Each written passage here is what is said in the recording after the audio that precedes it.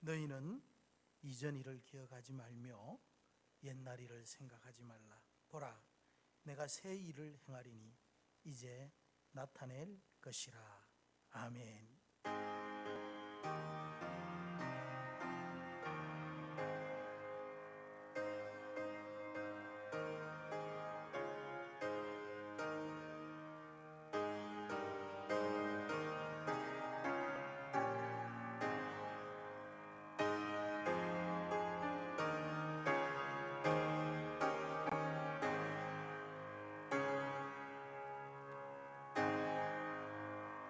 사도신경으로 신앙 고백합니다.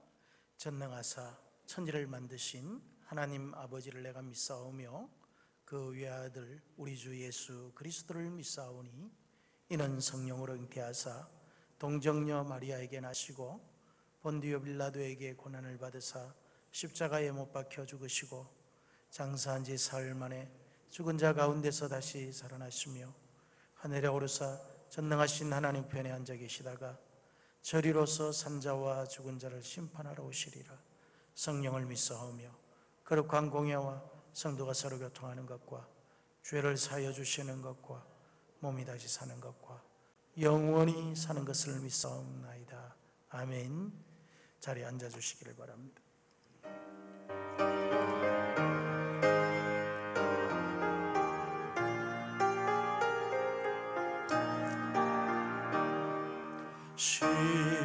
시온성과 같은 교회 그의 영광 한없다. 허락하신 말씀대로 주가 신이 세웠다. 안석 위에 세운 교회 흔들 자가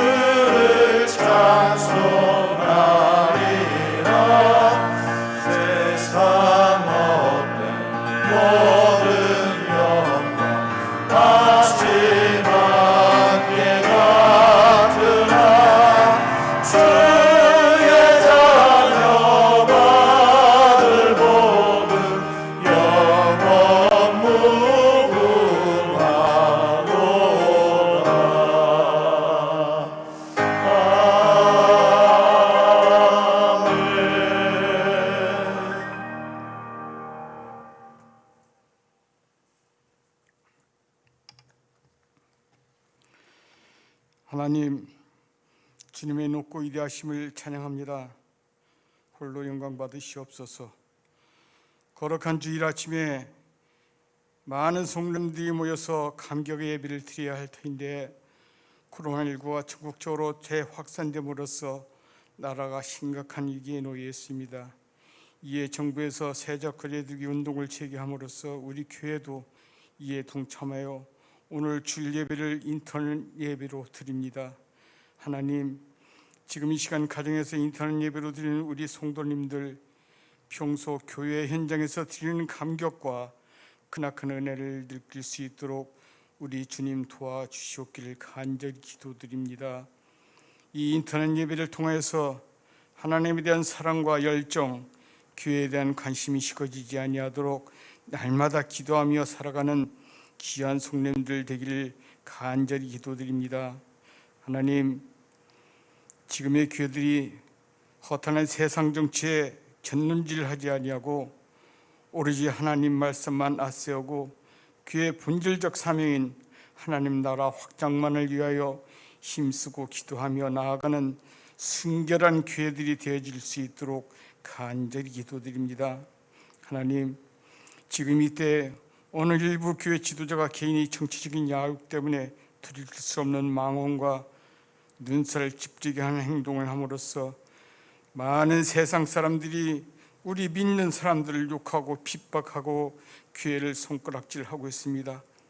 하나님, 하루속히 이러한 환란 속에서 벗어날 수 있도록 도와주시옵소서. 하루속히 코로나19가 종식되어져서 우리 성도님들 서로 간에 마음 놓고 교제하며 앞으로 교회 사역에 위축됨이 없이 지역사회의 소외된 자들과 연약한 자들을 위해 구제하며 봉사하는 일에 앞장서는 교회가 되게 하여 주시옵소서. 이제 목사님 강단에서 흘러나오는 귀한 성경 말씀을 통하여서 우리 성도님들 세상에서 위로받고 힘을 얻을 수 있도록 은혜 내어 주시옵소서.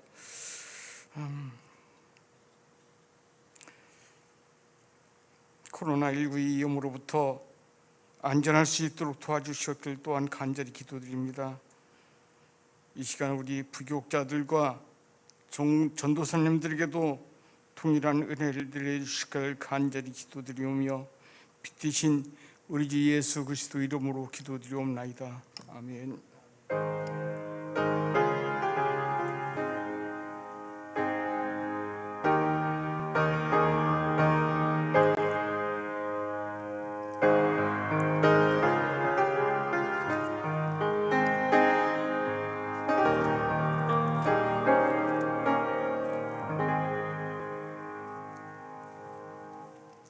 하나님 말씀은 구약성경 다니엘서 6장 10절 말씀입니다. 10절 말씀. 제가 가지고 있는 성경은 구약성경 1243페이지 되겠습니다. 다니엘서 6장 10절. 찾으신 줄 알고 제가 봉독해 드리겠습니다. 다니엘이 이 조서에 왕의 도장이 찍힌 것을 알고도 자기 집에 돌아가서는 윗방에 올라가 예루살렘으로 향한 창문을 열고 전에 하던 대로 하루 3번씩 무릎을 꿇고 기도하며 그의 하나님께 감사하였더라. 아멘. 할렐루야. 오늘 특별히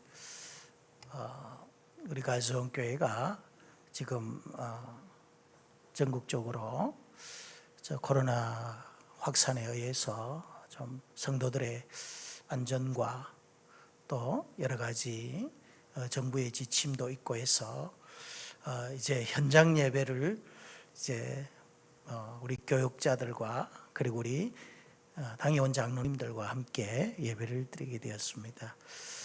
무엇보다도 우리 교회가 이렇게 현장 예배를 중단하고 화상으로 이렇게 예배를 드리는 것은 제일 먼저 우리 성도들의 안전을 위한 겁니다. 지금 가수원 지역과 이 대전 지역에 코로나로 인해서 우리 성도들이 위험에 노출될 수 있기 때문에 제일 안전을 고려한 것이지 정부가 이래라 저래라고 시켜서 우리 하는 거 아니에요. 교회와 정치는 분리되어 있습니다. 교회에서 정부에서 아무리 강압적으로 행정명령을 내려도 교회가 하나님 앞에 예배를 드리겠다면 드리는 거예요. 그러나 교회가 이것은 성도들의 안전을 위해서 먼저 고려해서 얼마든지 먼저 정부에서 행정조치를 내리든 안 내리든 이것은 우리 교회 자발적으로 현장 예배를 드리면 드리는 거예요. 현장 예배 안 드리고 화상 예배를 드리는 거예요. 그래서 우리 가수원교회는 어제 당회에서 정부 지침이 내려오기 전에 미리 우리 가수원교회 성도들의 안전을 먼저 생각하고 우리 장로님들과 모여서 이렇게 그동안 우리 가수원교회가 한 번도 이렇게 전체적으로 화상 예배를 드린 적은 없지만 이번에는 정말 화상 예배를 드리는 것도 꼭 필요한 상이라는 것을 절감하고 그렇게 우리가 이렇게 예배를 드리는 것입니다. 두세 사람이 내 이름으로 모인 곳에 나도 너희와 함께 하리란 주님의 약속의 말씀을 우리는 믿습니다. 오늘 이곳에 우리가 소수의 인원, 교육자들과 그리고 우리 당회원 장로님들이 모여서 예배를 드리지만은 이곳에 우리 주님께서 함께 계실 줄 믿습니다. 뿐만 아니라 가정에서 지금 TV 앞에서 그리고 또 스마트폰을 보시든지 이 시간에 하나님 앞에 정말 신령과 진리로 예배를 드리는 그 현장에도 반드시 우리 주님께서 함께 하고 계심을 믿습니다. 그래서 이 현장에 있는 자들이나 가정에서 예배를 드리는 자 모두가 이 시간 경건한 마음으로 우리의 마음을 하나님 앞에 집중해서 예배를 드린다면 우리는 모두가 한 마음으로 예배하는 하나님의 거룩한 백성이 된 줄 믿습니다. 이 시간 여러분 인터넷으로 예배를 드리는, 가정에서 예배를 드리는 성도님들과 이곳에 있는 우리 함께 예배하는 우리 동역자들에게 하나님의 은혜와 평강이 오늘도 함께하기를 주님의 이름으로 축복합니다. 이 시간 함께 오 신실하신 주 이 찬양을 합시다. 그동안 하나님께서 우리 가운데 인도해 주신 그 은혜를 생각하면서 신실하신 우리 하나님을 함께 찬양하고 우리 말씀을 듣는 시간을 갖도록 하겠습니다.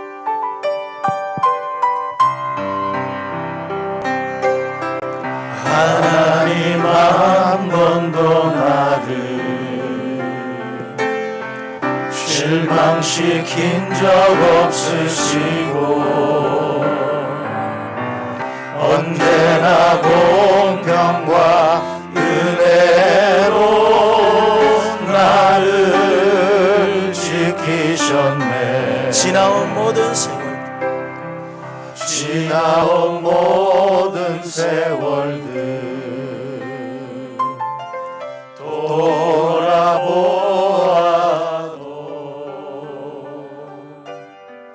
그 어느 것 하나 주의 손길 안 미친 것 전혀 없네. 오 신실하신 주 오 신실하신 주 오 신실하신 주 내 너를 떠나지도 않으리라 내 너를 버리지도 않으리라 약속하셨던 주님 그 약속을 지키사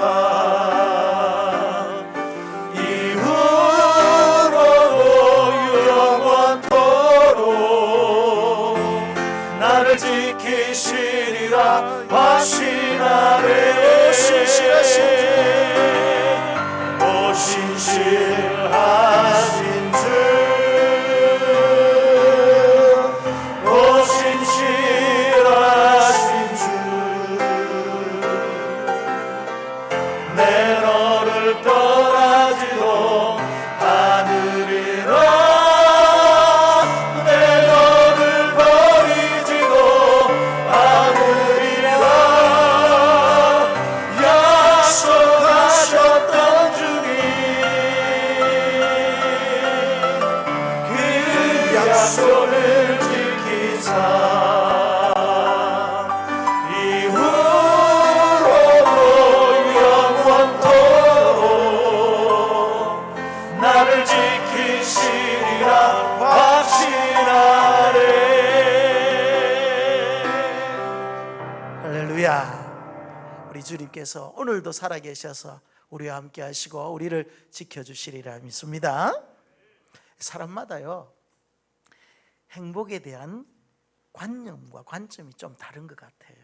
어떤 사람은 역경과 실패와 어려움이 없는 상태를 행복이라 이렇게 생각하는 분들도 계시고 또 반대적으로 이 역경과 어려움과 실패와 좌절을 극복해낸 뒤 누리는 그 기쁨을 행복이라고 또 생각하는 분들도 있습니다. 여러분들은 어떻게 생각합니까? 어떤 것이 행복한가요? 아무런 일이 없고 또 실패가 없고 낙심이 없는 것이 행복일까요? 아니면 반대로 그 모든 것을 극복해고 난 이후에 찾아오는 그 희열과 기쁨이 그것이 행복일까요? 진정한 행복이 뭐죠? 연 매출이 한 50억 이상을 하던 그 식당을 운영하는 사장님이 갑자기 경제 위기를 맞아가지고 한마디로 도산부도가 났습니다.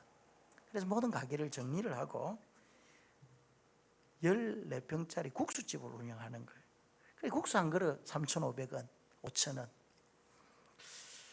그런데 이분과 한 기자가 인터뷰한 결과 이전에는 자기가 연매출 50억을 이제 올릴 때는 돈은 많았는데 걱정이 많더라는 거예요.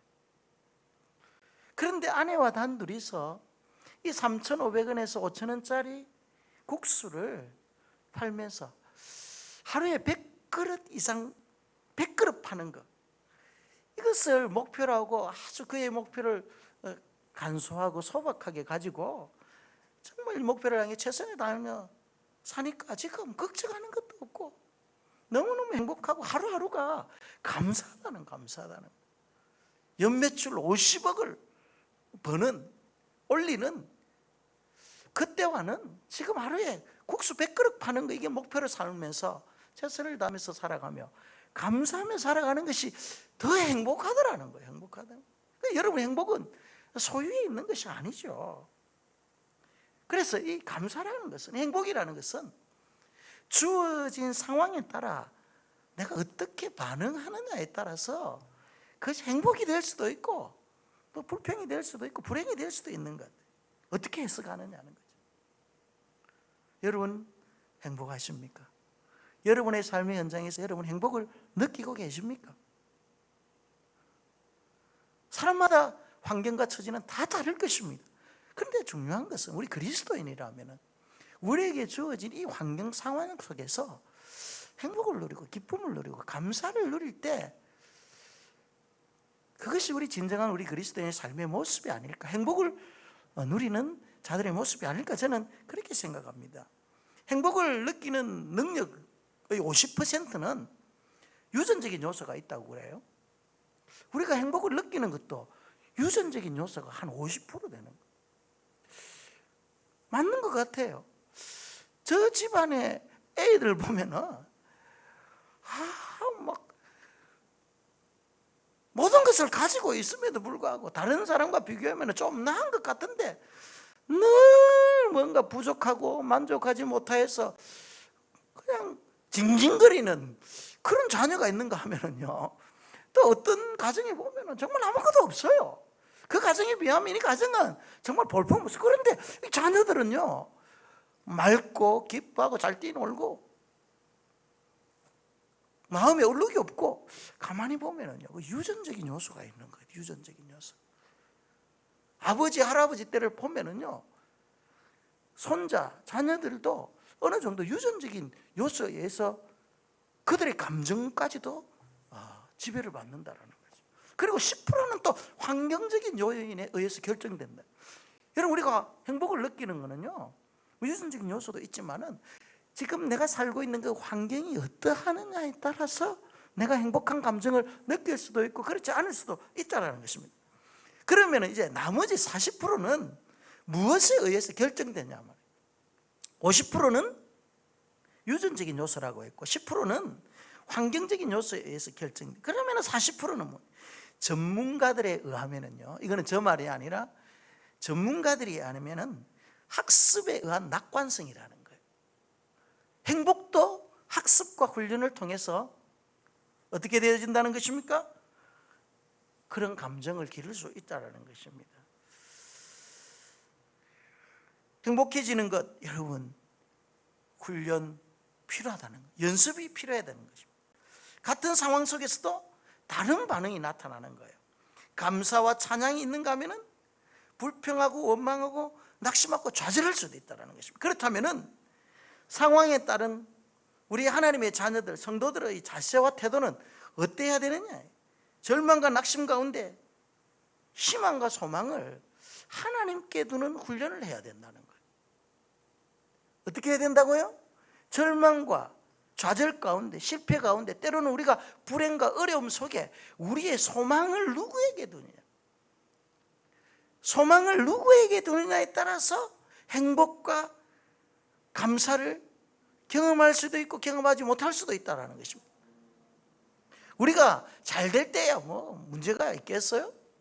그러나 정말 인생의 바닥을 치고 지금처럼 코로나로 인해서 예기치 못한 여러 가지 어려운 일들이 우리 현실 가운데 막 드러날 때, 여기에 정말 우리의 소망을 어디에 누구에게 두느냐에 따라서 감사와 행복의 조건이 달라질 수도 있다는 것입니다.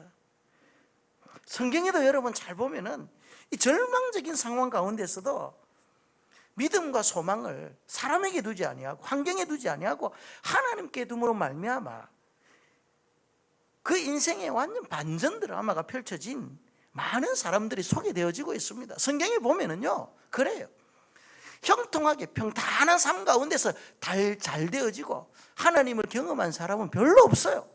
반드시 여러 가지 어려운 상황 가운데서 하나님의 은혜로 말미암아 인생의 반전 드라마를 겪는 그런 인물들이, 그런 성경 인물들이 많이 있더라는 거예요. 대표적인 인물이 오늘 우리가 읽었던 다니엘이에요. 다니엘은요, 어린 나이에 조국 이스라엘이 바벨론에 처참하게 짓밟히는 것을 목격한 사람이었습니다. 여러분, 한참 자라나는 청소년 시기에 조국이, 나라가 외세에 의해서 짓밟히고 유린되어지는 그 참혹한 현장을 여러분 직접 목격했다고 생각해 보십시오. 이거는 얼마나 비참하겠습니까? 그리고 자신의 능력과 재능을 조국을 위해서 사용해야 될 텐데 지배국의 관료가 되어서 섬기는 그 사람의 마음은 얼마나 힘들었겠습니까? 그래서 이 다니엘은 그 무거운 역사의 수레바퀴에 짓눌려가지고 신음했던 그 시대에 불행했던 한 사람일지도 몰라요. 오늘 본문에서도 이 절체절명의 위기에 있는 이 다니엘의 모습을 우리에게 소개를 해주고 있습니다. 한마디로 위기 가운데 있었다는, 그는 포로민으로서 바벨론 나라, 페르시아 나라에 끌려가서 말이에요, 정말 관료로서 절체절명의 위기 가운데 차는데, 그 이유가 뭐냐면은 그때 당시 페르시아 이 다리오 왕은 전국을 120개로 나누고 난 이후에 한 사람씩 다 중앙 그곳에 한 사람씩 파견을 다해서 그 전국 120개를 다스리게 하는 거예요. 그러면서 세 개의 총리를 두어가지고 이 나라를 전체적으로 또 통치하는 그런 시스템으로 이 나라를 운영하는. 그런데 이 다니엘이 그 세 명의 중앙 총리 중에서 가장 핵심 역할을 했던 사람이었습니다. 그런데 이렇게 높은 관료의 직책에 있는 다니엘이 왜 그러면 지금 절체절명 위기 가운데 있느냐는 것입니다. 그것은 왕이 다니엘을 너무 신음했던 거예요. 다니엘에게 왕의 신임이 집중되어지자 그를 시기했던 주위의 관료들이 다니엘을 자신의 정적으로 알고 그를 죽이기 위한, 제거하기 위한 꼼수를 부리는 것. 여러분 그렇습니다. 정말 한 사람이 탁월하면요 주위 사람들이 시기를 해요. 그런데 같은 민족이면은 몰라도 포로민이 말이죠, 자기들보다 높은 위치에서가 그들을 다스린다? 이거는 그때 당시에는 이해가 안 되는 줄. 그런데 지금 다니엘이 워낙 탁월하니까 왕의 신임을 받게 되고 주위 사람들은 다니엘을 질투하고 시기하기 시작. 그걸 제거하려고 하는 거죠. 그래서 이 다니엘이 그가 믿고 있는 그 하나님을 섬긴다라는 것을 알고 이 주위의 사람들이 그를 정죄하기 위해서 특례법을 만드는 거예요. 그 내용이 다니엘서 6장 6절에서 7절에 나오는데 뭡니까? 모든 나라의 총리와 법관들과 간원들이 모여서 30일 동안 왕의 어떤 신이나 어떤 사람에게 무엇을 구하면은 뭐 기도한다든지 뭐 절을 한다든지 무엇을 구하면은 사자굴에 던져 넣어야 된다는 거예요. 이게 특례법으로 정한 거예요. 그러니까 한마디로 이 다니엘을 잡아 죽이기 위해서 지금 그들이 꼼수를 부리고 있는 거예요. 이 법령의 다리오 왕은 조서에 도장을 찍어버립니다. 이 사실을 다니엘이 몰랐겠습니까? 알았죠. 급박한 상황 속에서 다니엘이 어떤 행동을 취하느냐는 거. 이 절체절명의 위기 아닙니까? 여기에서 다니엘이 겪게 되는 이 문제가 바로 탁월함이에요. 하나님 앞에서 그가 최선을 다하고 사람 앞에서 그가 최선을 다했을 때 그가 사람들 위에 세워지는 하나님께서 그를 높이 세우는 거예요. 3절 말씀해 보니까 다니엘은 마음이 민첩하여 총리들과 고관들 위에 뛰어남으로 왕이 그를 세워 전국을 다스리겠다. 다른 사람들보다 뛰어나는 거예요. 저는 우리 그리스도인들이요, 우리의 삶의 현장에서 믿지 아니하는 사람들보다 탁월해야 된다고 생각해요. 하나님께서 우리에게 주신 이 재능을 가지고 탁월해야만이 선한 영향력을 끼칠 수 있는 거예요. 그래서 이 탁월함으로 하나님의 나라를 확장해 나가고 하나님의 뜻을 성취해 나가는 이 도구로 쓰임 받아야 되는 것입니다. 그래서 우리 가수원교회 모든 성도님들, 그리고 우리 자라나는 우리 자녀들, 그리고 우리 젊은 세대들은, 그리고 모든 우리 성도들은 삶의 현장에서 하나님께서 여러분에게 주신 그 재능을 가지고 탁월함을 가지고 선한 영향을 끼치는 그런 자들이 되기를 원합니다. 그런데 문제는 너무 탁월하다 보니까 이제 사람들이 말이죠, 싫어하는 거예요. 4절에 보면은요, 총리와 고관들이 다니엘을 고발할 근거를 찾는데 허물이 없는 거예요. 다니엘에게는 아무리 틀어도 먼지가 나지 않는 것입니다. 그래서 그가 섬기는 하나님 율법 외에는 그 어떤 것도 흠을 잡을 수가 없는 거예요. 그래서 이 다니엘을 이제 모함하고 제거하기 위해서 그의 종교적인 신념을 건드리는 거예요. 하나님과의 관계를 깨뜨리려고 하는 거예요. 신앙생활 가운데 여러분, 우리가 정말 은혜가 충만한지 그렇지 않는지를 점검할 수 있는 잣대가 무엇이라고 생각합니까? 내가 정말 은혜가 충만하고 사랑이 충만하고 정말 사람들을 내가 포용하는지 안 하는지, 그것은요, 나보다 다른 사람들이 잘되고 형통하는 모습을 바라볼 때 내가 취하는 태도를 보면은요, 내가 정말 은혜가 충만한지 사랑이 있는지 그걸 알 수 있어요. 주위 사람들이 여러분 잘 되어지는 모습 있죠. 나보다 돈도 잘 벌고 나보다 사회적 지위도 높고 자식들도 잘 풀리고 하여튼 나보다 뭐 잘해요. 그러면 우리가 말로는 참 축하한다 하지만은 내 마음속에 은근한 질투심과 시기심이 생기면은요, 그것이 나의 영성의 지금 현 주소예요. 진짜입니다. 정말 우리가 하나님의 은혜로 가득 채워져 있으면은요, 정말 주위에 사랑하는 이웃, 형제, 우리 교인들이 잘 되는 모습을 바라보고 정말 진심으로 축하해주고 진심으로 위로해주고 사랑으로 다가가야 되는데, 말은 그렇게 하고 행동을 하는데 내 마음, 이 마음은 누구도 속일 수 없는 거죠. 뭐 그것도 또 하나님과 자신밖에 알 수 없는 거죠.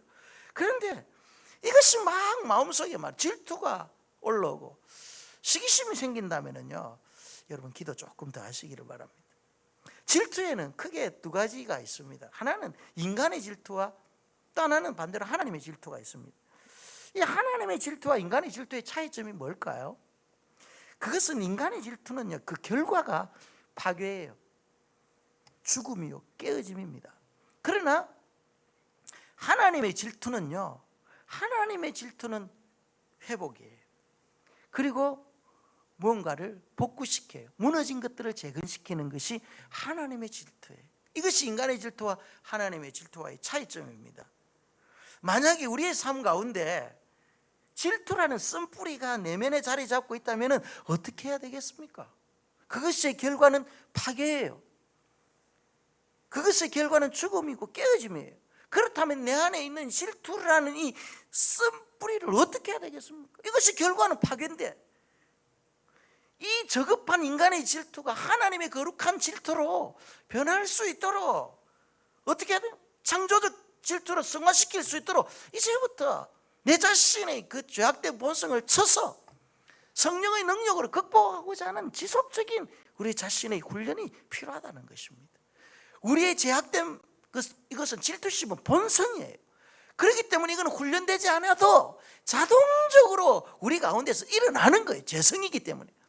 그러나 하나님의 거룩한 질투로, 창조적인 질투로 승화시키기 위해서는요, 본능에 맡기면 안 돼요. 이것은 훈련이에요. 우리의 생각을 변화시키고 부정적이고 잘못된 마음이 들 때 빨리 하나님의 마음, 성경적인 마음으로 말이죠, 빨리 전환시켜 나가고 틀어버리는 이런 훈련들을 자꾸 해나갈 때 창조적인 질투로 승화되어져 나가는 거죠. 그럴 때 회복과 재건이라는 것이 우리의 삶 가운데서 나타날 수 있는 것입니다.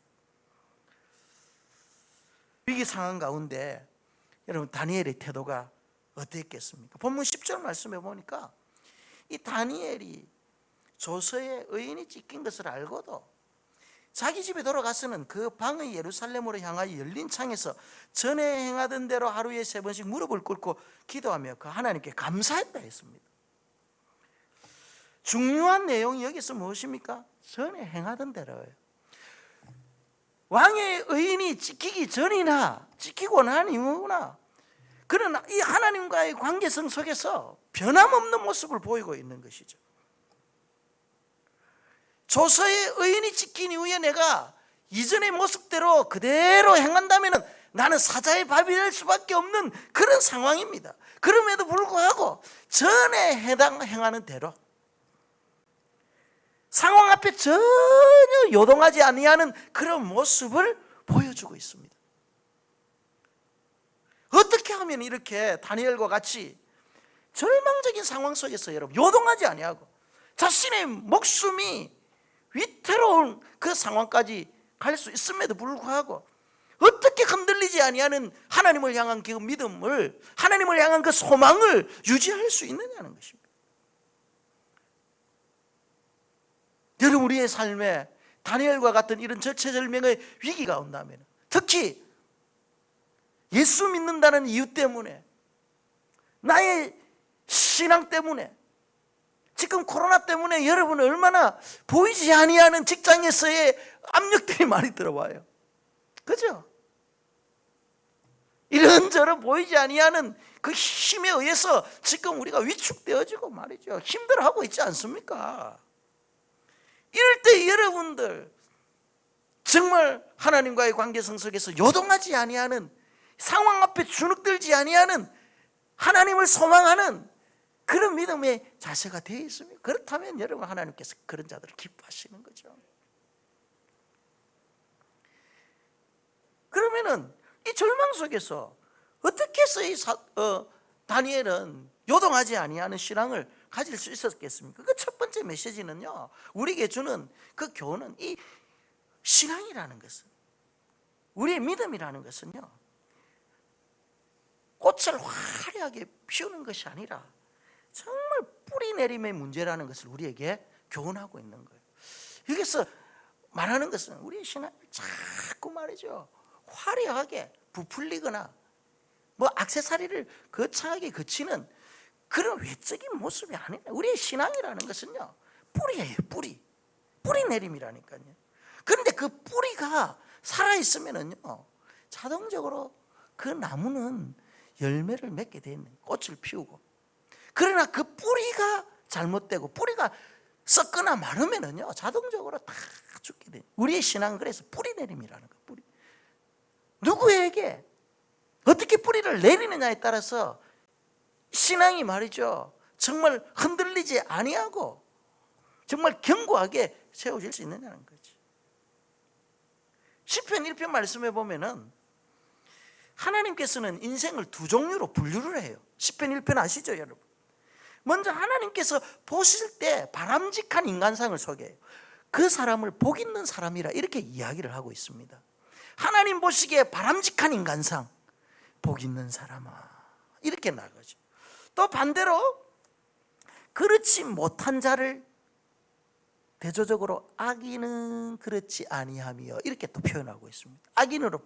그러니까 복 있는 사람과 악인을 시편 1편에서 대비를 하고 있는 거죠. 그런데 복 있는 사람을 하나님께서 보시는 바람직한 인간상은 시편에 어떻게 규정을 하고 있냐 말이에요. 무엇에 비유를 하고 있죠? 시냇가에 심은 나무라고 이렇게 비유를 하고 있습니다. 하나님께서 보시는 바른 인간상, 의인은 시냇가에 심은 나무와 같다라는 것입니다. 여기에 비해서 악인은 4절에 보면 그렇지 않다라는 거예요. 뭐 시냇가에 심은 나무와 같지 않다라는 거예요. 그죠? 그러니까 시냇가에 심은 그 나무는 뿌리 내림이 있는 거죠. 뿌리가 잘 뻗어내려 있기 때문에 어떠한 시련, 어떠한 가뭄, 어떠한 어려움이 온다 할지라도 뿌리가 살아있기 때문에 시절을 쫓아 아름다운 열매를 맺는 거예요. 잎사귀가 청청한 거예요. 그런데 악인은 그렇지 않은, 시냇가에 심은 나무와 같지 않기 때문에 그들은 뿌리가 없는 거죠. 환란이 오고 역경이 오고 문제가 오면은 뿌리가 말라버리는 거죠. 견디지를 못하는 거죠. 그들의 특징이 뭐죠? 바람에 나는 겨와 같다는 거예요. 그러니까 우리의 신앙은요 정말 흔들리지 아니하는 하나님만을 바라볼 수 있는 그런 믿음의 소유자, 다니엘과 같은 자가 되기 위해서는 우리의 믿음의 뿌리를 잘 그리스도 없게 내려야 되는데, 하나님께 우리의 신앙을 견고하게 고정시켜야 되는데 그렇지 못하고 너무 신앙의 그 외장만 화려하게 하려고 하는 거예요. 너무 많은 액세서리를 거치려고 하니까 나중에 바람이 한번 불면 그냥 뿌리가 뽑혀서 나가버리는 거죠. 조금만 가뭄이 오면 말라버리는 거예요. 그런 자들은요 이 절체절명의 위기에서 절대 하나님을 소망하며 하나님 앞에 자신의 생명을 맡기는 그런 일들을 못하게 되는 거죠. 그래서 결국은 하나님의 역사심과 하나님의 살아계심을 경험하지 못하는 거죠. 하나님 앞에 내 목숨을 맡기고 나의 삶을 맡기고 나의 인생의 전부를 맡길 때 하나님께서 나의 인생에 간섭하시고 역사하심을 경험하게 돼 있는 거잖아요. 그것이 우리의 신앙이잖아. 오늘 이 시대에 많은 사람들이 바람에 나는 겨와 같은 인생을 사는 자들이 참 많이 있습니다. 뿌리 없이 그냥 시대의 조류에 민감하게 반응하고 그냥 살아가는 거예요. 세상 풍조 따르고 또 배후에서 역사는 공중 권세 잡은 자의 손에 의해서 나도 모르게 이리 휘청 저리 휘청거리면서 사는 거예요. 그 가운데 말이죠 교회 다니는 사람도 안 있겠어요. 이런 자들을 바람에 나는 겨와 같다는 거예요. 여러분 바람에 나는 겨의 특징이 무엇입니까? 분주하고 방향이 없는 거예요. 바람 부는 대로 막 날려다니는 것입니다. 항상 열심히 내가 사는 것 같은데 제자리만 돌고 있는 것이 바람에 나는 겨와 같은 인생입니다. 우리의 신앙생활은 주님의 이름을 빌렸어요 화려한 꽃을 피우는 것이 아니라는 거예요. 겉은 초라할지 몰라도 시냇가 심은 나무처럼 태풍이 불고 위기가 찾아올지라도 요동하지 않는 인생으로 서는 것이에요. 이것이 바람직한 신앙인의 모습이라고 해요.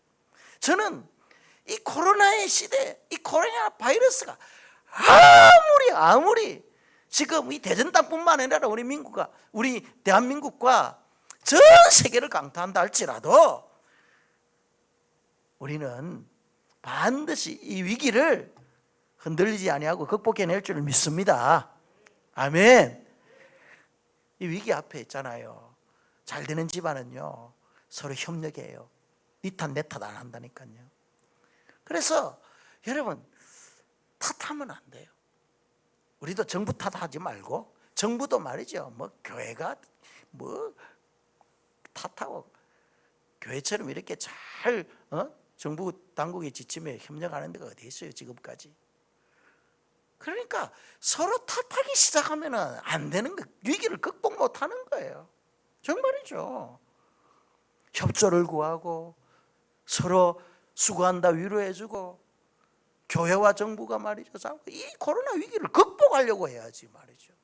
탓하고 말이죠, 책임을 전가하려고 하면은 어떻게 이 위기를 극복하겠어요? 교회와 정부가 자꾸 말이죠 불신만 쌓이고 이러면은 이 코로나는 확산되면 확산되지 뭐 종식되겠어요?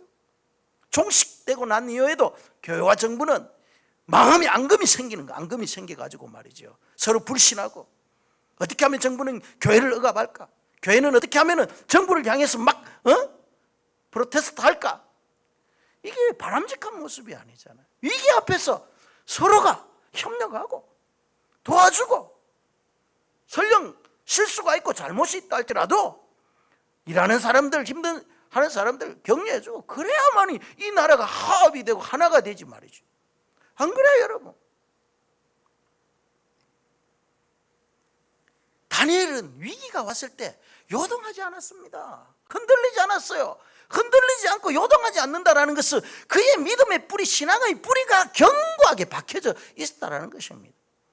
저도 목회를 하면서 여러분 보면은요, 정말 저분은 신앙의 뿌리가 든든해. 어떠한 환령과 시련이 와도 흔들리지 않는 분이야. 존경하죠. 목사가 존경하는 성도가 있다니까요. 저는 우리 갈성교회 성도님들 모두 다가 믿음의 뿌리를 시냇가에 잘 박고 견고하여 흔들리지 아니하는 그런 우리 가수원교회 모든 성도 되기를 주님의 이름으로 축원합니다. 우리 가수원교회 이름이 아름다울 가차 물수자 고론자, 이렇게 아름다운 개울이 있는 그곳에 우리가 교회를 세웠으니까 여러분 믿음의 뿌리도 얼마나 견고하게 잘 박혀야 되겠어요. 그렇게 될 줄 믿습니다. 두 번째 우리에게 주는 메시지는요, 이렇게 하면은 뿌리 깊은 영성을 우리는 소유할 수 있어요. 어떻게 하면은요, 전에 행하는 대로 절박한 상황 속에서 요동하지 아니하는 이 믿음은요, 전에 행하는 대로 하는 거예요. 전에 행하는 대로 이것은요 무엇이냐면 본능을 통제하고 거스리는 훈련을 하는 거예요. 전에 행하는 대로. 제약된 본성을 따르지 아니하고 그 본성에 타협하거나 방치하지 아니하는 삶을 말하는 거죠. 평소에 이와 같이 훈련되어 있지 아니하는 사람들은요, 10절 말씀처럼 절체절명 위기 앞에서 왕의 조서에 의인이 찍혀 있고, 그러면은 하루에 3번 무릎을 꿇고 기도하는 이 상황을 어떻게 합니까? 중단해 버린다니까. 그런데 다니엘은 그렇지 않은 거예요. 전에 행하는 대로 그냥 두려운 본성 때문에 말이죠, 그냥 안 하는 것이 아니라 이제껏 행하는 그대로 흔들림이 없이 하루에 3번씩 하나님과의 관계를, 누가 나를 죽이든 살리든 나는 하나님 관계 중요하다 하는 거예요. 이런 맥락에서 보면은요, 사도행전 1장 내용을 잘 보면은 예수님이 성천하신 이후에 성령의 역사가 일어나기 전에 제자들에게는 어떤 모습이 어땠겠습니까? 14절에 보면, 사도행전 1장 14절에 보면 여자들과 예수의 모친 마리아와 예수의 아우들로 더불어 마음을 같이하여 전혀 기도에 힘쓰니라, 이 말씀이 있어요. 여기서 주목해야 될 말씀은 그들의 기도의 모습이에요. 전혀 기도에 힘쓰니라, 이렇게 지금 표현되고 있단 말이죠. 여기서 힘쓰다라는 말의 의미는 어떤 일에 집요하게 전념한다라는 거예요. 지금 제자들의 상태는 어떻습니까? 그들은요 불안감에, 지금 두려운 감에 있어요. 지금까지 그들이 따랐던 예수님 성천에 뿌렸죠. 약속한 성령은 아직까지 내려오지 않았죠. 주위에서는 자기들 잡아 죽이려고 하죠. 이런 상황 가운데서 다락방에 모인 사람들은요, 기도하는 것에 전념할 수밖에 없었다는 것입니다. 본능에 맡기면 두려움으로 인한 이 공황 상태에 빠질 수밖에 없었기 때문에 그들은 본능을 역행하면서 기도에 전념하는 거예요. 여러분 지금 주위의 상황을 보면은요, 우리는 두려워하고 떨어야 돼요. 그러나 기도에 전혀 힘쓰므로 말미암아 그 상황들, 그것을 본능을 극복하는 거예요. 그래서 그 두려움을 극복해 나가는 거예요. 그래서 빌립보서 4장 6절 말씀에 보면은 아무것도 염려하지 말고 다만 모든 일에 기도와 간구로 너희 구할 것을 감사함으로 하나님께 아뢰라, 이렇게 말합니다. 여기서 두 가지 조건은 염려하지 말라는 것과 감사하지 말라는 것이죠. 감사라는 거잖아요.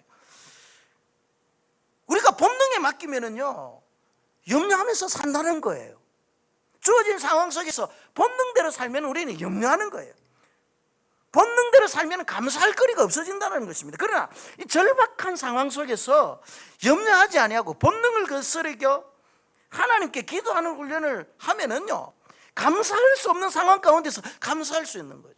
그러니까 감사할 수 없는 상황 가운데 감사하는 거는 이 본능을 거스르는 거예요. 이 본능을 거스려서 감사하기 위해서는 감사하는 훈련을 해야 되는 거예요. 훈련을 해야 되는 거예요. 전에 하던 행하는 대로 말이죠, 훈련이 되어져 있어야 되는 것입니다. 이 다니엘은 자신을 죽이려는 정적들의 목전에서 창문을 열고 전에 하던 대로 하나님께 그대로 기도했습니다. 이것은 본능을 거스리는 훈련을 했기 때문에 그런 거예요. 본능을 거스리는. 여러분, 우리 새벽을 깨우는 우리 기도 용사들 보면은요, 새벽잠의 본능을 거스린다니까요. 여러분, 얼마나 피곤하고 새벽에는요, 얼마나 잠이 많이 옵니까? 그런데 새벽잠이라는 이 본능을 거스려서 새벽에 나와서 이 나라와 민족과 한국교회를 위해서, 우리 가수원교회를 위해서, 연약한 우리 성도들을 위해서, 자녀들을 위해서 기도한다니까요. 그것은 본능을 거스리는 훈련이에요. 새벽잠이라는 이 본능을 거스리는 훈련을 통해서 새벽의 사람으로 깨어지는 거예요.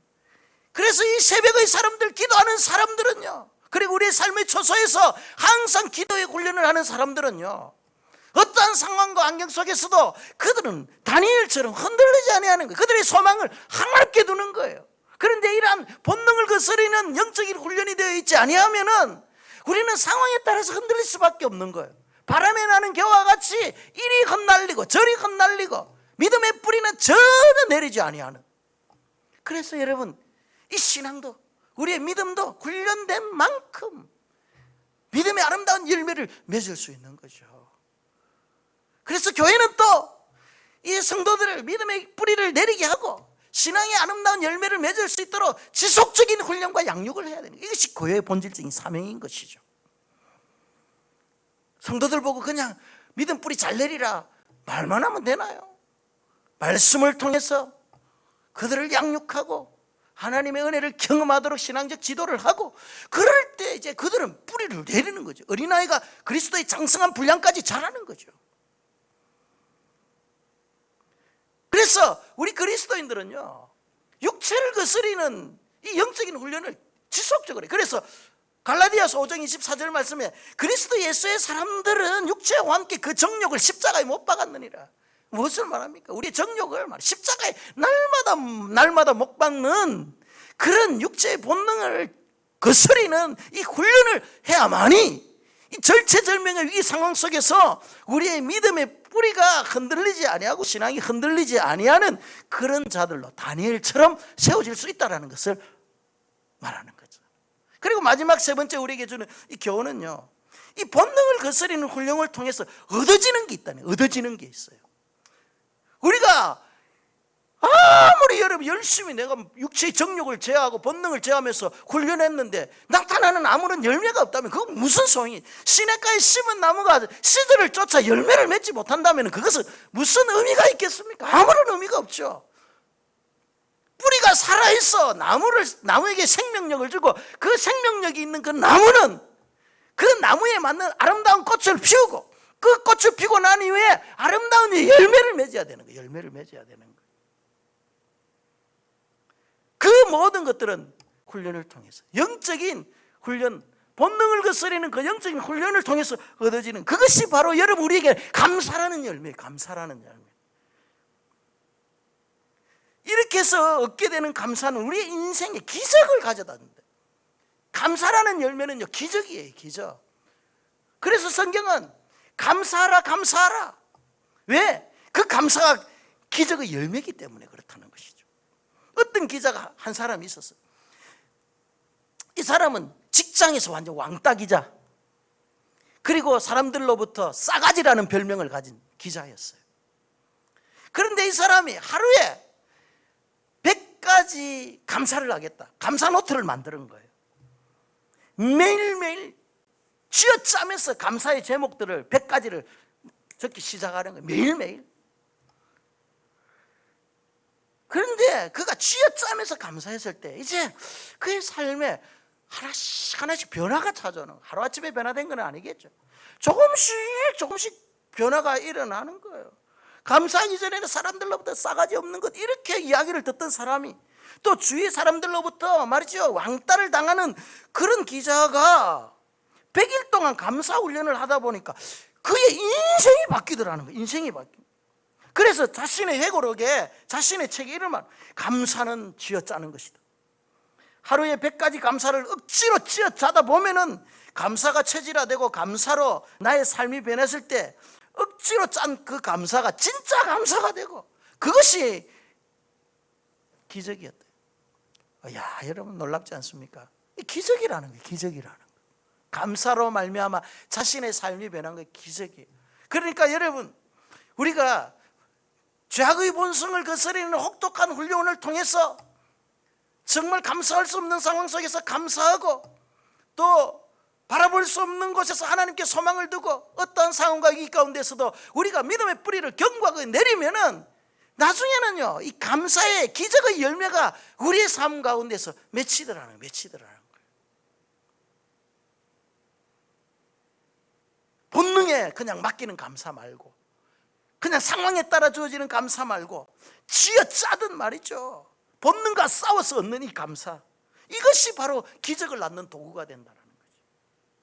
여러분, 마음에 담은 감사는 미완성이라고 그래요. 그러나 마음에 있는 감사가 표현되질 때 그 감사는 완성품이라는 거예요. 오늘 본문 10절에 보면 전에 행하던 대로 하루에 3번씩 무릎을 꿇고 기도하며 그 하나님께 감사했더라. 죽음과 두려움의 본능을 거스려 감사한 이 다니엘의 결과가 어떠냐 말이에요. 이 감사의 결과, 기적이랬잖아요. 그 열매가 기적이랬잖아요. 다니엘서 6장 22절에서 23절을 보면은요, 다니엘이 사자굴에 던져졌으나 하나님의 천사가 사자의 입을 봉에 머리털 하나 상치 않도록 보여주셨다는 거예요. 그러니까 이 다니엘이 말이죠, 어떠한 상황 속에서도 하나님 앞에 감사하고 본능을 거스리면서 하나님 앞에 자신이 말이죠, 믿음으로 나가니까 하나님께서 기적을, 사자굴에 떠들인 거 죽은 거예요. 모든 상황 종료예요. 그런데 그 종료된 상황 속에서 하나님께서 함께 하시니까 배고픈 사자의 입을 하나님께서 봉해 주시고 그 성난 사자의 발톱을 하나님께서 봉해 주시니까 머리털 하나 상치 아니하다. 그러나 이 사건이 반전이 일어나서 이제 그들의 모함이 드러나기 시작합니다. 다니엘이 살아있다는 것을 다리오 왕이 알게 됩니다. 그래서 그들을 참수한 모든 고관들을요, 그리고 그들뿐만 아니라 가족들을 사자굴에 던졌습니다. 어떤 일이 벌어졌을까요? 성경은 그들의 발이 닿기도 전에 사자가 그들을 움켰더라. 그뿐만 아니라 그를 참수했던 모든 가족들은요, 사자굴에 상황 역전이에요. 상황 종료인 줄 알았는데 상황 역전돼 버린 거예요. 하나님께서 하시는 일이 이런 거예요. 죽으면 죽으리라는 그런 일사각오로 신앙생활을 하고 하나님만을 소망하고 믿음으로 버티면은요, 죽음까지도 불사하고 버티면은 하나님께서는요 반드시 그런 자들 돌아보십니다. 물론 우리나라 일제강점기와 여러 가지 시련의 상황 속에서 많은 분들이 그 상황 속에서 순교하고 돌아가셨습니다. 그들의 죽음이 끝입니까? 아닙니다. 하나님께서는 그들의 후손을 통해서 복을 주시고 그들을 통해서 아름다운 신앙의 열매, 한국교회가 살아날 수 있는 그 밑거름이 되도록 하나님께서 다 해주신 거예요. 상황이 역전된 거죠. 상황이 역전되는 거잖아요. 그러나 배후에서 하나님의 사람 다니엘을 말이죠, 핍박하고 죽이려는 그 음모를 꾸민 자들은 그들이 승리한 것 같았지만은 결국은 어떻습니까? 그들이 파놓은 올무에 걸리게는, 그들이 다니엘을 던지려고 하는 사자굴에 자신이 던져지는 그런 결과가 드러나는 거예요. 그러니까 감사하고 우리가 하나님 앞에 기도하면 하나님께서 정말 본성을 거스리 가지고 기도하고 감사하는 그런 자들에게 결국은 기적이라는 열매로 우리의 삶에 하나님을 나타내 보여주신다는 거잖아요. 다니엘은 절망 속에서 감사의 꽃을 피운 자였습니다. 절망 속에서 감사의 꽃을 피우는 것은 쉽지 않습니다. 그것은 하나님을 향한 신뢰의 뿌리를 견고히 내릴 때만 가능한 것입니다. 이런 자는 시냇가에 심은 뿌리 깊은 나무와 같이 흔들리지 않습니다. 때로는 죄악된 본성과 싸우고 육체의 소욕들을 십자가에 못 박는 작업을 통해서 절망 속에서 한 송이의 감사의 꽃을 피울 수 있는 것입니다. 이 감사의 꽃은 우리의 삶 가운데 기적이라는 열매를 맺게 하는 도구가 될 것입니다. 지난 날들을 우리 한번 돌아봅시다. 모든 것이 하나님의 은혜가 아니었습니까? 지금 이곳에 나의 존재가 있다는 것, 구원받은 하나님의 자녀로 산다는 것, 이 얼마나 큰 감사의 조건이겠습니까? 지금도 우리의 삶 속에 감사의 맥박이 지금 뛰고 있습니까? 여러분의 감사의 정도가 영혼의 건강도를 결정한다는 사실을 알고 계십니까? 감사는 표현하지 아니하면 미완성 작품과도 같은 거예요. 주위를 둘러보면서 여러분 감사하십시오. 위를 보면서 감사하십시오. 감사할 수 없는 상황에서도 지어짜면서 감사하십시오. 그러면 그 감사가 기적의 열매를 우리에게 안겨줄 것입니다. 오늘 이곳에서 우리 사랑하는 우리 동역자들과 존경하는 우리 장로님들, 그리고 또 인터넷을 통해서 가정에서 예배하는 사랑하는 우리 가스원교회 성도 여러분들, 여러분의 삶 속에서 다니엘과 같이 절망 속에서도 피는 그 감사의 꽃, 그 꽃들이 날마다 피고 아름다운 열매를 맺기를 주님의 이름으로 축원합니다. 우리 함께 기도합시다. 오늘 말씀을 생각하면서요, 하나님, 절망 속에서, 우리의 주어진 환경 속에서 하나님 믿음의 뿌리를 견고하게 내리고 신앙의 아름다운 열매, 감사의 열매를, 기적의 열매를 우리가 볼 수 있게 해주십시오. 지금 힘들고 어렵습니다. 상황이 너무 어렵습니다. 코로나 하나님 아버지, 이것 때문에 지금 교회들이 정말 하나님 앞에 드리는 예배가 위축되어지고 성도들이 주님 앞에 나와 예배하는 것이 힘들어지는 이 상황인데도 하나님 위축되지 아니하고 이 모든 어려운 시기가 물러가게 해달라. 정부와 함께 모든 교회와 이 땅에 있는 모든 우리 대한민국과 이 지구촌에 있는 모든 사람들이 잘 이 위기를 극복해 나가서 이제 불신과 반면과 서로 책임전가의 모든 그 어리석임에서 벗어나서 하나님 이 땅에 진정한 하나님의 은혜와 평강과 화합을 허락해달라고, 우리 가수원교회 성도님들 하나님 지켜달라고, 여러분 우리 한번 이 시간 통성으로 한 1, 2분 우리 기도하도록 하겠습니다. 가정에서도 여러분 기도해 주시기를 바랍니다. 하나님 아버지 감사합니다. 정말 우리의 상황이 너무나도 힘들고 어렵습니다. 그럼에도 불구하고 오늘 우리에게 이 다니엘이라는 인물을 통해서 이 위기 상황 속에서 하나님 절체절명의 상황 속에서 어떻게 반응하며 우리의 신앙을 지켜야 될 것인가에 대해서 말씀하고 해주심을 감사합니다. 하나님 아버지 우리의 믿음이 아버지 뿌리 없는 믿음이 되지 아니하고 시냇가에 심은 뿌리 깊은 나무처럼 하나님 아버지 정말 열매를 맺게 하시고 화려한 아버지 하는 꽃을 피워서 감사의 기적 열매들이 나타나게 하여 주옵시고, 하나님을 경험하고 하나님의 역사를 아버지 하나님 경험하는 그런 우리 가수원교회 성도들 다 될 수 있도록 주님 도와주시기를 원합니다. 특별히 하나님 나라와 민족을 위하여 한국교회를 위하여 이 시간 기도합니다. 하나님 아버지, 코로나로 인하여 공론이 분열되지 않게 하여 주시고 불신이 삭되지 않게 하여 주시옵소서. 이 위기를 극복할 수 있도록 하나님 정부와 모든 한국에 있는 종교 지도자들과 교회들과 모든 사회의 단체들이 하나가 되어서 책임을 통감하며 하나님 이 위기를 극복하고 나가게 하여 주옵소서. 하나님 서로를 비방하거나 책임 전가하는 그런 아버지 어리석은 아버지 자들 되지 않게 하여 주시고 이 불신으로 말미암아 하나님 아버지 백성들의 마음에 금이 가지 아니하도록 도와주시고 하나님 이 모든 위기를 잘 극복할 수 있는 그런 은혜를 우리에게 허락하여 주시옵소서. 우리 가수교회 성도들 하나님 지켜주시옵소서. 주님 지금 코로나가 우리 코밑까지 찾아왔습니다.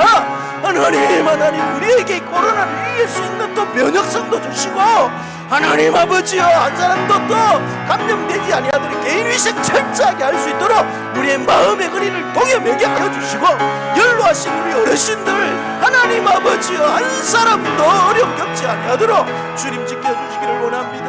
그래야 우리가 수업교회 가능속히 일상을 내보가고 하나님 앞에 예배하는 것이 정상화되어지고 본질적인 사역을 잘 감당할 수 있는 그날이 속히 올 수 있도록 주님 도와주옵소서. 오늘 이 시간 하나님 가정에서 함께 예배하고 함께 기도하는 우리 모든 사랑하는 성도들의 가정과 저들의 삶과 저들의 자녀들과 저들의 모든 삶의 현장에 우리 하나님께서 함께하여 주시기를 간절히 빌고 오늘 예수님의 이름으로 기도하옵나이다. 아멘. 찬송가 우리 391장 부르도록 하겠습니다.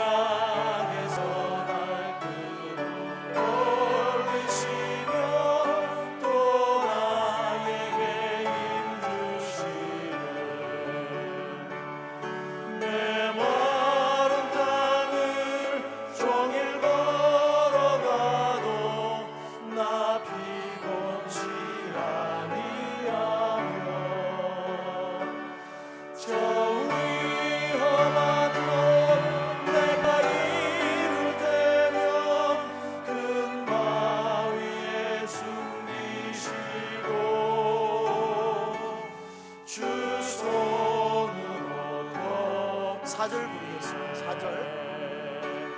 주 예수님 공중에 임하실 때 나 일어나 맞이하리.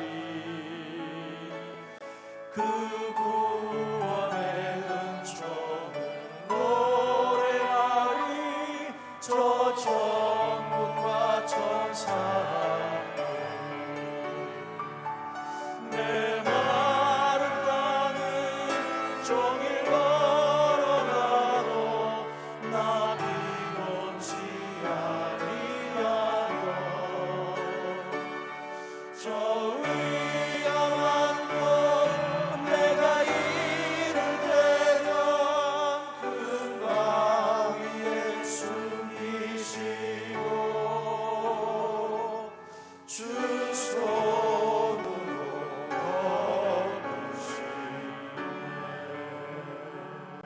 예물을 위해서 기도하겠습니다. 하나님 아버지, 오늘 우리 가수원 교회 성도들이 주님 앞에 마음을 모아서 이렇게 귀한 예물을 올려드립니다. 하나님 나라를 위하여 선교가 중요하고 또 이웃을 보살피며 구제하며 영혼을 살리고 생명을 구원하는 귀한 사역을 감당하고자 이렇게 하나님 앞에 정성스럽게 11조를 드리며 선교헌금을 드리며 각종 감사 예물을 하나님 앞에 올려드리오니 주께서 이 예물 받아주셔서 하나님 나라를 위해서 잘 사용되게 하시고 또 하나님 나라를 위해서 헌신하고 수고하는 자들에게 오병이의 기적과 같은 역사가 저들의 삶에 있게 하여 주시옵소서.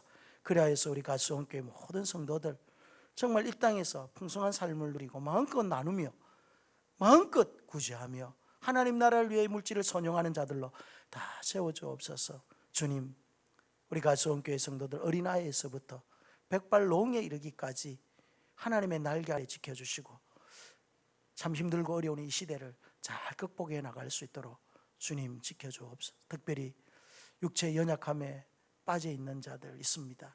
주님께서 저들의 아픔을 아시오니 어루만져 주시고 위로할 자 위로하시고 치료할 자 치료하시고 고쳐주실 자 고쳐주셔서 회복의 역사가 저들의 삶 가운데 일어나게 하여 주옵소서.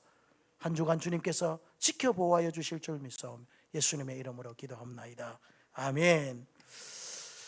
교회 소식 간단하게 말씀드리겠습니다. 계속해서 여러분 국가적 재난 상황 가운데 지금 우리 가수원교회가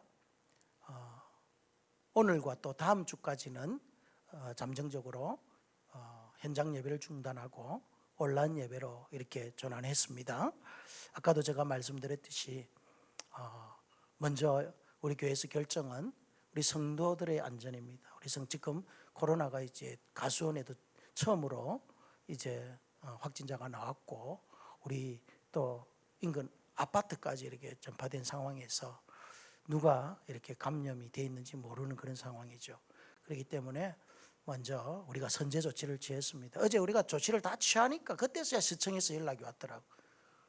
그래서 연락 안 해도 된다. 우리는 알아서 다 한다고. 당신들이 이래라고 저래라 한다고 해서 우리가 가는 것도 아니고 우리 성도들 우리 교회는 먼저 당신들보다 더 걱정하니까 걱정하지 마라. 그렇게 이야기를 했습니다. 그래서 여러분 제가 아까도 말씀드렸는데 참 이 코로나 때문에 자꾸 이게 정부와 갈등을 유발하고 이래서는 안 될 것 같아요. 코로나 때문에 왜 이렇게 한국 교회와 이 정부와 이렇게 대립의 각을 세우는지, 그리고 한국 교회도 정부도 너무 편파적으로 탄압의 기분이 들도록 이렇게 또 하면 안 돼요. 얼마든지 이렇게 지혜로운 방법으로 서로 이해를 구하고 협력해서 할 수 있는데 명령이다. 교회에게 명령을 내리고 말이죠. 하나님 앞에 예배 드리는데 정부에서 명령을 내려가지고 그만하라. 이것은요 하나님 보시기에 별로 아름답지 못한 거예요. 물론 그 명령이 일어나기 전에 교회가 선제 조치를 잘 해가지고, 안 그래요? 성도들 보호하고 사회적 거리두기 잘 실천해서 빨리 종식시켜야지 말이지. 그 안 된다고 교회를 탄압하고 핍박하고 그러면은 하나님께서 싫어하시죠. 그거는 자칫 잘못하면 정부가 교회를 탄압하는 수단이 될 수 있기 때문에 우리는 그런 불신의 마음 갖지 말고 우리 스스로가 잘 방역에 협조하고 잘하면 되는 거예요. 그래서 여러분 하루속히 이 문제들이 잘 종식될 수 있도록 여러분들께서 잘 협조해 주시고, 우리 가수원교회 온라인 예배드리는 우리 성도님들도 그렇게 방역을 철저히 해 주시고 여러분 잘 해주시면 감사하겠습니다. 외출 좀 자제해 주시고 힘들 때요. 또 지금 코로나라고 이래 막 일어나는 곳에 여러분 다니는 거 좀 삼가해 주시고, 그래서 좀 안정될 때까지 여러분 우리가 지혜롭게 좀 우리 성도님들 잘 행동해 주시면 감사하겠습니다. 그래서 모든 예배, 대면 예배는 이제 중단합니다. 그래서 새벽 예배도 30일까지 그 주간까지 잠정적으로 여러분 차량 운행도 하지 않아요. 가정에서 여러분 그 시간에 기도 용사들 기도해 주시면은 이 감사를 드리겠습니다. 차후에 모든 그 예배 상황 변경에 대해서는 추후에 여러분 우리가 충분하게 당에서 언론한 후에 다시 공지해 드리도록 하겠습니다. 어제 보니까 8월 달에 우리가 사역이 통합 예배도 있고 또 9월 달에 총진군 특별 새벽 기도도 있고 이랬는데 이것은 코로나 때문에 여러분 잠정적으로 다 이렇게 보류를 합니다. 그래서 여러분 그렇게 아시고 당분간은 여러분 우리가 여러 가지 국가적 재난 상황에 잘 대비하는 그런 지혜로운 모습으로 교회가 잘 움직여 주시면 감사하겠습니다. 특별한 것은 없고 오늘 교제는 그냥 옆에 계신 분하고 우리가 은혜롭게 이 시기를 잘 이겨냅시다 하고 말만 덕담만 한번 합시다. 가정에서도 여러분 이야기를 해 주십시오. 은혜롭게 잘 이겨냅시다. 예, 죽도록 예배를 마치도록 하겠습니다. 지금은 우리 주 예수 그리스도의 은혜와 아버지 하나님의 크신 사랑과 성령님의 감화 감동하심과 위로하심과 교통하심과 충만하신 은사가 절체절명의 상황 가운데서도 하나님께 소망을 두고 믿음의 뿌리를 내리며 그 속에서 감사의 열매를 맺는 기적의 열매를 맺기로 다짐하는 우리 가수원교회 모든 성도들 머리 위에 이제로부터 영원까지 항상 함께 있을지어다. 아멘.